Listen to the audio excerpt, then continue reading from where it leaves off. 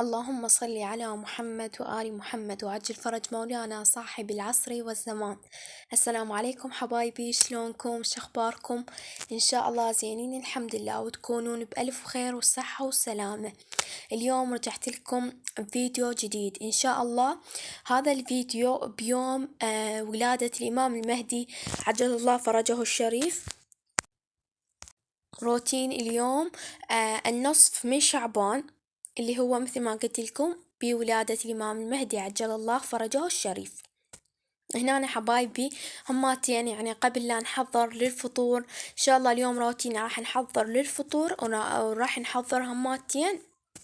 طبعا الفطور هو العشاء، يعني خاف حسبالكم إنه إحنا صايمين، لا ما صايمين، بس إنه يعني العشاء، قصدي إنه العشاء حسب ما نسميه إحنا.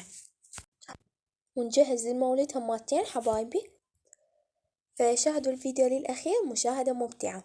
هماتين حبايبي لا تنسون اللايك لحتى يصعد الفيديو. هنا طبعا جاي ننظف ميز التلفزيون أو ميز البلازما حسب ما تسمونه أنتم، ميز التلفزيون.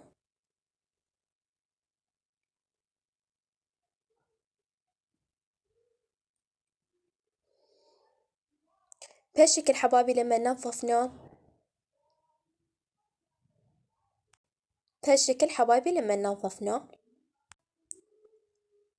بهالشكل حبايبي. طبعا كان هواي مثل ما نقول غبرة أو تراب، لأن صاير يم الباب والشباك ميز التلفزيون، يعني صاير يعني قريب عليه، فتعرفون وبكتها مطر، احنا عندنا بالعراق هنا بثقار، فتعرفون مطر وهاي، فنظفناه هسه. وهماتين نحط مناديل أو كلينس أو محارم حسب ما يسمونها. طبعا يمكن سوريا، بلاد سوريا تسميها محارم.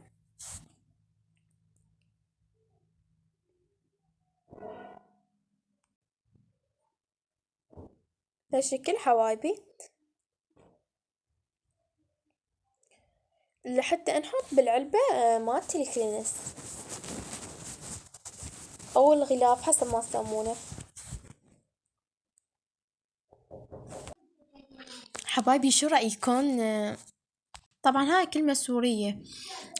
حبايبي إنه نسوي روتين تنظيف المطبخ أو البيت بشكل كامل قبل رمضان، بس ننزله تقريبا 20 شعبان أو 25، لأن يعني تنظيف إنه قبل رمضان بأيام قليلة. شنو رأيكم؟ إذا تحبون هاي الفكرة كتبولي بالتعليقات هماتين، وإن شاء الله أسويها. وبهالطريقة حبايبي هماتين مسحت الغلاف أو القاعدة اللي جوا مات صراحة هذا ما أعرف يعني شنو اسمه بالضبط، اللي يحطون بيه كلينس، هذا شكله حبايبي. وهسه هيجي طلعته، وهذا شكله الحلو. وهسه نحطه على ميز التلفزيون. اكو بعض الناس تسميه ميز البلازما، احنا ميز التلفزيون. هنا حبايبي هماتين هذني الوردات اللي حاطينهن على الميز. هاي قبل شوية أني وخريتها على مود عود أثبت التليفون، ما أعرف شلون بس ما صارت، فرجعتها وبهالشكل. والوردات هماتين ذني يعني طايحات من مكانهن. طبعا يمكن وقفت التصوير بعدين ورحت يعني عدليتهن حطيتهن بالقاعدة مالتهن، ما خليتهن هيجي بهالشكل هذا حبايبي. وطبعا شكرا على تعليقاتكم الحلوة اللي جاي توصلني. هاي هماتين الوردة حطيتها مكانها. وهنا أنا حبايبي هماتين نطبخ الفطور. عندنا طبعا حبايبي هاي الدجاجة كانت المجمدة حاطينها، فيعني بيها ثلج، فما مع الثلج، فحطيناهم مي على الطباخ وحطيناها بيه، فلما انفار المي يعني ذاب الثلج. وهسه اجينا نطبخها، فإذا تشوفون يعني شكلها هيجي الجلد مالتها. هنا أنا حبايبي ضفنا عليه النومي، وضفنا ورق من الغار، ورق غار، وضفنا بصل، وضفنا ثوم، وضفنا بهارات كركم، وبهارات يمكن مال دجاج، وضفنا نومي مطحون. وهماتين نحمس بالجدرية يعني بالدجاج قصدي. بهالشكل حبايبي. طريقة كلش سهلة وبسيطة يعني طبخ الدجاج. وإذا تلاحظون أنا يعني هواية منزلة على قناتي طبخ الدجاج، يعني أغلب الأكلات اللي هو الدجاج، لأن صراحة إحنا من محبين الدجاج وكلش نحبه دائما يعني نسوي، يعني ما يمر أسبوع إذا ما نسوي تقريبا حسب يعني 3 مرات حسب.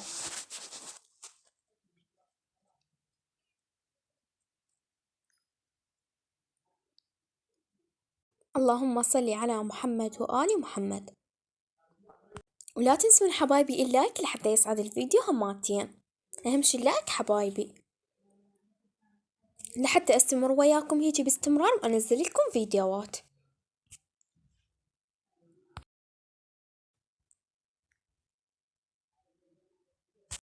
أتمنى حبايبي هذا الفيديو يعجبكم.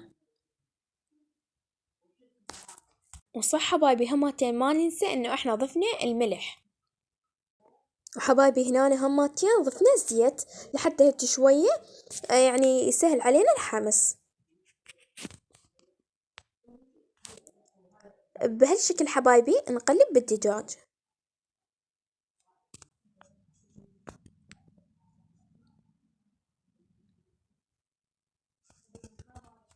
طبعا حبايبي أقولكم على اليوم فكرة فيديونا يعني حبايبي راح نسوي إن شاء الله بهذا الفيديو راح نسوي الكليجة، بس طريقتها مو بالتفاصيل لأن راح أنزلها إن شاء الله بالأيام الجاية إن شاء الله. يمكن من بعد هذا الفيديو إذا قدرت راح أنزل طريقة الكليجة يعني بالتفاصيل إن شاء الله.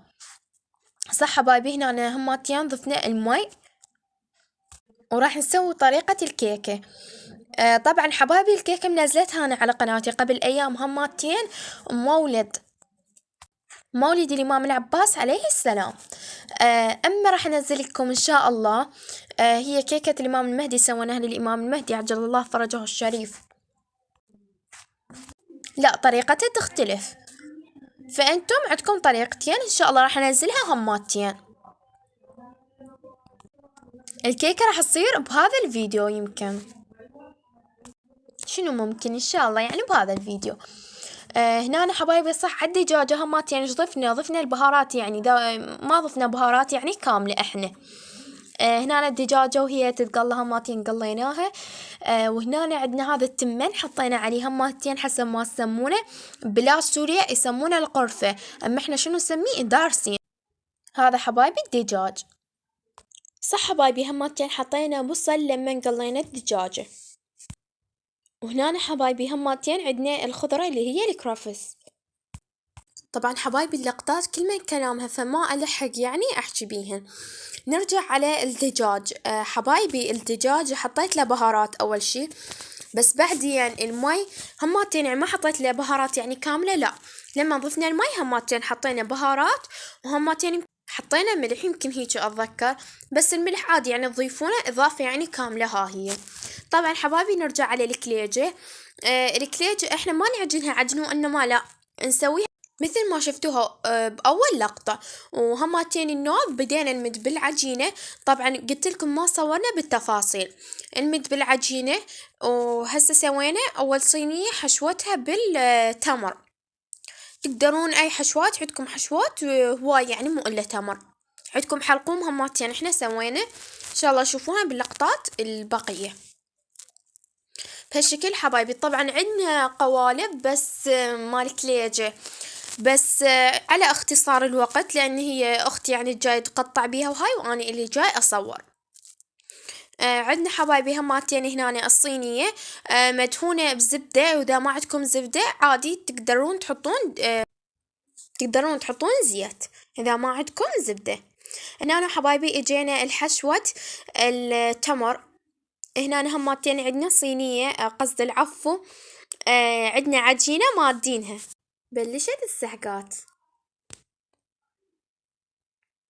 بهالشكل حبايبي.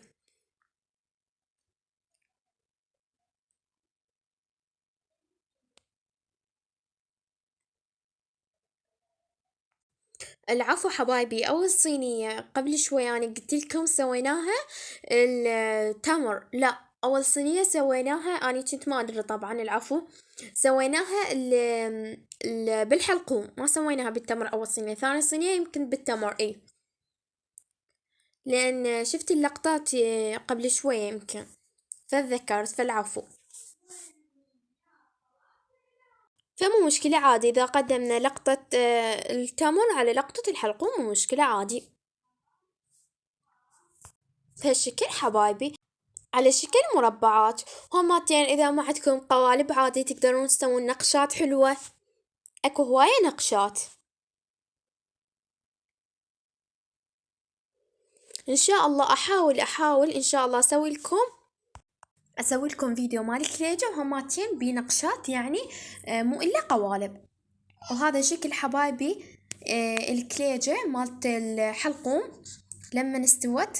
طبعا الحلقوم طالع منا ومنا، طبعا طيب طعمها.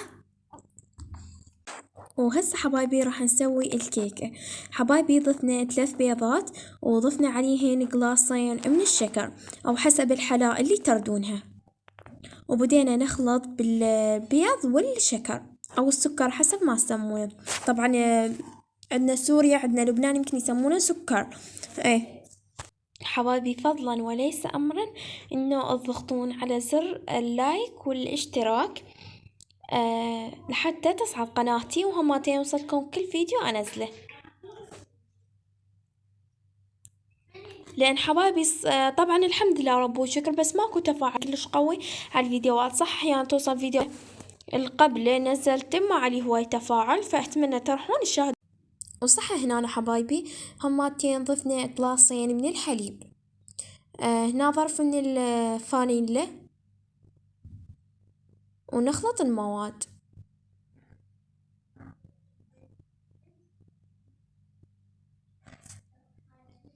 اللهم صل على محمد وآل محمد.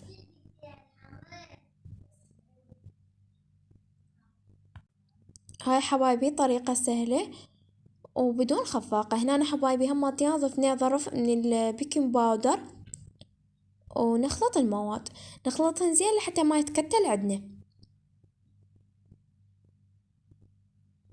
بهالشكل حبايبي نحركهن لحتى ما يتكتل.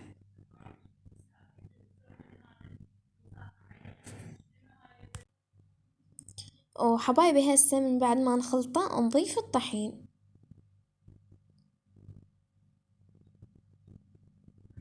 بهالشكل حبايبي. هنا أنا حبايبي طبعا نسينا، العفو، ما ضفنا الزيت، قلاص إلا ربع الزيت.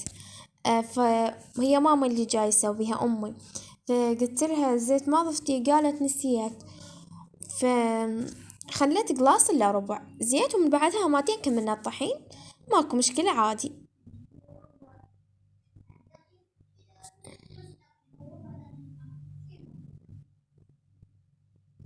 بس انتم انتبهوا. هذا الخليط حبايبي نحرك بيه بهالطريقة.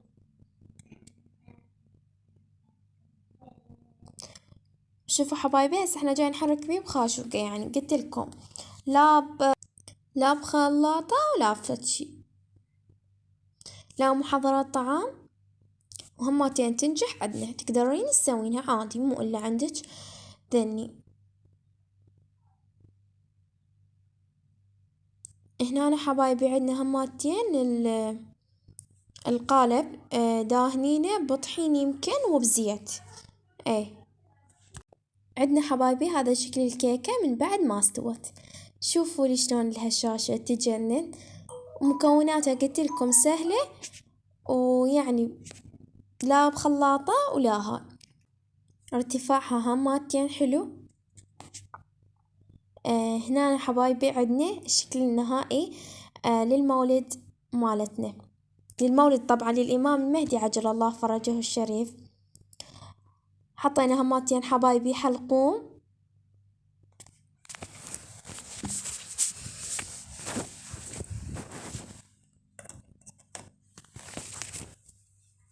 طبعا حبايبي بسيط، يعني قد ما أقولكم بسيط بحق سيدي ومولاي الإمام المهدي المنتظر، الله يك الفرج. طبعا حبايبي لهنا وصلنا لنهاية الفيديو. لا تنسون اللايك والاشتراك ومشاركة الفيديو إذا تحبون مع أحبابكم وأصدقائكم. نختم حبايبي فيديونا بالصلاة على محمد وآل محمد، وعجل فرج مولانا صاحب العصر والزمان.